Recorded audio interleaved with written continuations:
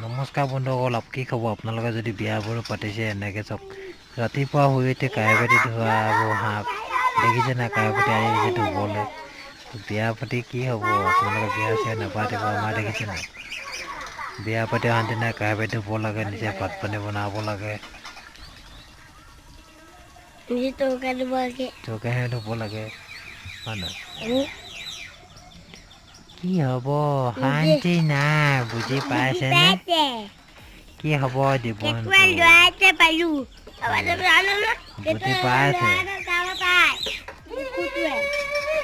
আকৌ মই তো 4-5 দিন ভাত পানী বনাবই লাগে। যিমান বিয়াবিলাকে দুজনী বিয়া পাতিবলৈ চেষ্টা কৰিব আপোনালোকে, এজনী বিয়া নাপাতিব।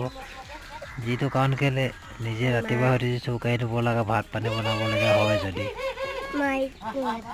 দেখা পাইছে আৰু মোৰ অৱস্থা বেয়া।